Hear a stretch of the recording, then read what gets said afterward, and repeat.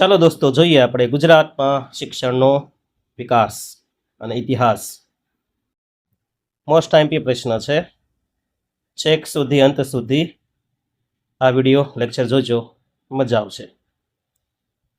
પહેલો પ્રશ્ન, ગુજરાતમાં સૌપ્રથમ ગુજરાતી શાળા કયા વર્ષમાં અને ક્યાં શરૂ થઈ હતી? તો પહેલી ગુજરાતી શાળા છે ને એ 1817માં શરૂ થઈ. ક્યારે? 1817. કઈ જગ્યાએ? તો કે સુરત ખાતે. એક રિક્વેસ્ટ કે વચ્ચે વચ્ચે જો આવા ટોપિક તમને લાગે તો લખતા જજો, બરાબર? લખવાનું રાખજો.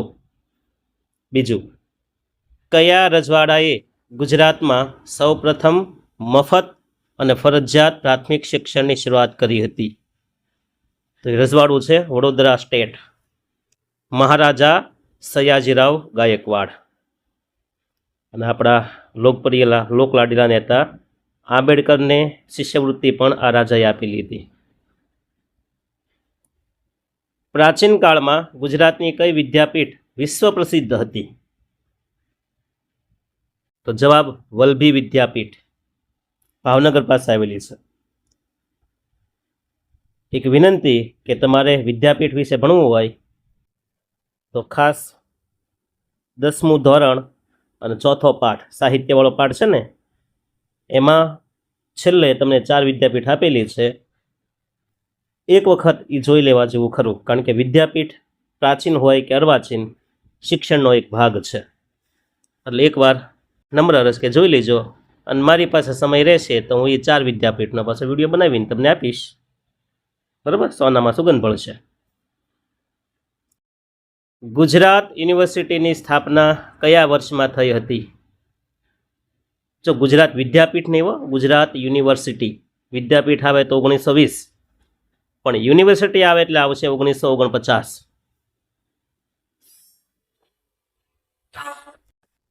અમદાવાદમાં ગુજરાત વર્નાક્યુલર સોસાયટીની સ્થાપના કોણે કરી? તો એલેક્ઝાન્ડર કિનલોફ ફર્બસે 1848માં. ગુજરાતમાં કન્યા કેળવણી માટે કાર્ય કરનાર પ્રથમ સંસ્થા કઈ હતી? તો એ પણ એ જ ગુજરાત વર્નાક્યુલર સોસાયટી. 7મું, સયાજીરાવ ગાયકવાડે કયા વર્ષમાં ફરજિયાત શિક્ષણનો કાયદો અમલી બનાવ્યો હતો? જો ફરજિયાત શિક્ષણ, કમ્પલસરી એજ્યુકેશન, તે આવશે 1906માં. ગાંધીજીએ અમદાવાદમાં ગુજરાત વિદ્યાપીઠની સ્થાપના ક્યારે કરી? તો 18 ઓક્ટોબર 1920. હવે અહીં બીજો પ્રશ્ન બને, ગુજરાત વિદ્યાપીઠની સ્થાપના કોણે કરી? તો ગાંધીજીએ. ક્યારે? 1920. જો 2 ઓક્ટોબર મહિનામાં તેમનો જન્મ છે, એ જ મહિનામાં વિદ્યાપીઠની સ્થાપના કરી. 9મું, ગુજરાતમાં અર્વાચીન કેળવણીના પિતા તરીકે કોણ ઓળખાય છે? તો જવાબ રેવરન્ડ આર મોન્ટગોમરી, જે સુરતની પ્રથમ શાળા માટે છે. અર્વાચીન કેળવણી, ગુજરાતમાં અર્વાચીન કેળવણીના પિતા. 10મું, ગુજરાતની પ્રથમ વાંચનમાળા હોપ વાંચનમાળા તૈયાર કરનાર કોણ? તો જવાબ કવિ દલપતરામ. દક્ષિણામૂર્તિ સંસ્થાની સ્થાપના કોણે કરી? નાનાભાઈ ભટ્ટ, ભાવનગર. ગુજરાતમાં પ્રોગ્રેસિવ હાઈસ્કૂલની સ્થાપના કોણે કરી? તો મહેતાજી દુર્ગારામ મંછારામ. કયા મહાનુભાવ મૂછાળીમાં તરીકે ઓળખાય છે? ઘટે જ નહીં ને ભાઈ, તો બધાને આવડે, ગીજુભાઈ બધેકા. ગુજરાતમાં સૌપ્રથમ અંગ્રેજી શાળા કયા શહેરમાં શરૂ થઈ હતી? તો પહેલી ઇંગ્લિશ સ્કૂલ સુરતની અંદર 1834માં. ભારતની પ્રથમ બાલ મંદિરની શરૂઆત ક્યાં થઈ? તો કે ભાવનગરમાં ગીજુભાઈ બધેકા દ્વારા. ગુજરાત શૈક્ષણિક સંશોધન અને તાલીમ પરિષદ ક્યાં આવેલ છે? ગાંધીનગર. જો આ પ્રશ્ન બધા ગહાઈ ગયેલા છે અત્યારે.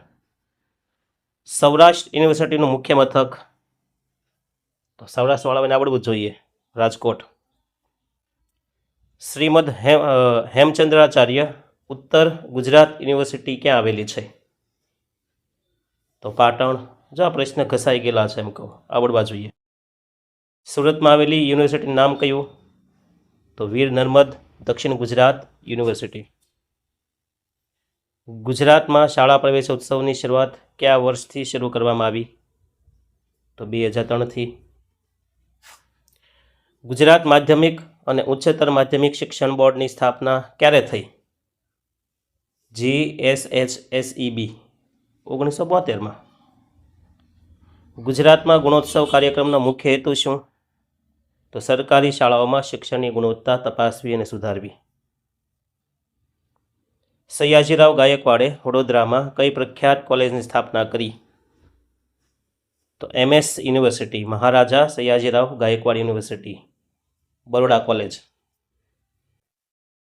ગાંધીજીની નઈ તાલીમ શિક્ષણ પદ્ધતિ કયા નામે ઓળખાય? તો પાયાની કેળવણી અથવા વર્ધા શિક્ષણ યોજના. 25મો, ગુજરાતમાં આદિવાસી બાળકો માટેની રહેણાંક શાળાઓ કયા નામે ઓળખાય? તો એકલવ્ય મોડેલ રેસિડેન્શિયલ સ્કૂલ. કયા ગુજરાતી સાહિત્યકારે બાળકો માટે દીવા સ્વપ્ન પુસ્તક લખ્યું? તો એ છે ગીજુભાઈ બધેકા. ગુજરાત પાઠ્યપુસ્તક મંડળનું મુખપત્રક કયું? તો જવાબ છે બાલ સૃષ્ટિ. કઈ છે? બાલ સૃષ્ટિ. GCRT દ્વારા કયું શૈક્ષણિક સામયિક બહાર પાડવામાં આવ્યું? તો જીવન શિક્ષણ. કયું આવશે? જીવન શિક્ષણ. ભાવનગરમાં લોકભારતી સંસ્થાની સ્થાપના કોણે કરી? અને જવાબ મનુભાઈ પંચોળી એટલે કે દર્શક અને નાનાભાઈ ભટ્ટ. ભારતની પ્રથમ એગ્રીકલ્ચર યુનિવર્સિટી ગુજરાતમાં ક્યાં સ્થપાઈ? જો પહેલી કીધી છે તો એ છે દાંતીવાડા. ગુજરાતની કઈ સંસ્થા શિક્ષકોને તાલીમ આપવાનું કાર્ય કરે છે? તો આવશે ડાઇટ, જિલ્લા શિક્ષણ અને તાલીમ ભવન. શિક્ષણનો અધિકાર કાયદો ગુજરાતમાં ક્યારે અમલી બન્યો? તો ગુજરાતની વાત છે એટલે 1 એપ્રિલ 2011માં, ઓલ ભારતમાં 2010માં.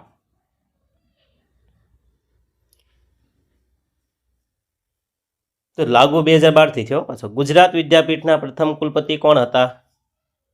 તો મહાત્મા ગાંધી. નર્મદ દ્વારા સ્થાપિત કઈ સંસ્થાએ શિક્ષણ પ્રસારણમાં મદદ કરી હતી? તો એ સંસ્થા નામ છે બુદ્ધિવર્ધક સભા. કયા રજવાડાના શાસકે કન્યા કેળવણી માટે કેળવણી નિધિની સ્થાપના કરી? તો ગોંડલના મહારાજા ભગવતસિંહજીએ. 36, ગોંડલના મહારાજાએ કયો પ્રસિદ્ધ શબ્દકોશ તૈયાર કર્યો? તો ભગવદ્ ગોમંડલ. એને પાઠ પૂછાયો, ભગવદ્ ગોમંડલ કેટલા ભાગમાં છે? તો મને કોમેન્ટ કરજો, કારણ કે મને નથી આવડતું. ગુજરાતમાં કન્યા કેળવણી રથયાત્રા કયા વર્ષથી શરૂ થઈ? તો 2004થી.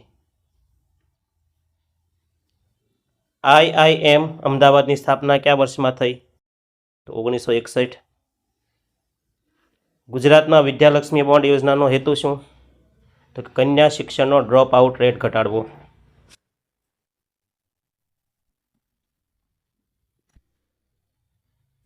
NEP 2020 મુજબ ગુજરાતમાં શિક્ષણનું નવું માળખું કયું રહેશે?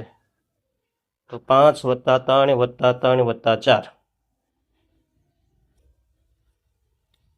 મધ્યાહન ભોજન યોજના ગુજરાતમાં કયા મુખ્યમંત્રીએ શરૂ કરી? માધવસિંહ સોલંકી 1984. ટીચર્સ યુનિવર્સિટી ગુજરાતમાં ક્યાં આવેલી છે? તો ગાંધીનગર, IITE. ચિલ્ડ્રન્સ યુનિવર્સિટીના સ્થાપના ક્યાં કરવામાં આવી? ગાંધીનગર. ગુજરાતમાં સમગ્ર શિક્ષા અભિયાન કયા 2 કાર્યક્રમોના જોડાણથી બન્યું? તો સર્વ શિક્ષા ને સમગ્ર શિક્ષા. તો એ છે SSA અને RMSA. ખેલ મહાકુંભની શરૂઆત ગુજરાતમાં ક્યારે થઈ હતી? તો 2010થી. ગુજરાતની પ્રથમ એન્જિનિયરિંગ કોલેજ કઈ હતી? તો LD એન્જિનિયરિંગ કોલેજ અમદાવાદ. ગુજરાતમાં પંચાયતી રાજમાં શિક્ષણ સમિતિનો વડો કોણ હોય છે? તો પંચાયતી રાજમાં આવશે DPO એટલે કે જિલ્લા પ્રાથમિક શિક્ષણ અધિકારી. કયા કમિશનની ભલામણથી ભારતમાં 10+2+3 શિક્ષણ પદ્ધતિ અમલમાં આવી, જે હવે જૂની થઈ જવાની છે? તો એ છે કોઠારી કમિશન 64-66. 49. ગુજરાતમાં જ્ઞાનશક્તિ રેસિડેન્શિયલ સ્કૂલ કોના માટે શરૂ કરવામાં આવી? તો તેજસ્વી અને પાછા ગરીબ હોય એ વિદ્યાર્થી માટે. અને છેલ્લો પ્રશ્ન, Gujarat state open school GSOS કોના માટે કાર્યરત છે? તો જે વિદ્યાર્થીઓએ અધવચ્ચેથી અભ્યાસ છોડી દીધો હોય તેમના માટે. આ હતા આપણા ગુજરાતના મહત્ત્વના શિક્ષણને લગતા ઇતિહાસના 50 પ્રશ્નો. આઈ હોપ કે તમને વિડીયો ગમ્યો હોય તો લાઇક, શેર અને સબસ્ક્રાઈબ કરવાનું ભૂલતા નહીં. બરાબર? બહુ ઓછા માધ્યમથી, ઓછી સગવડતાથી તમારા સુધી હું પહોંચું છું, એટલે થોડોક ટેકાની જરૂર પડશે. ઓકે, અસ્તુ, જય હિન્દ, જય ભારત.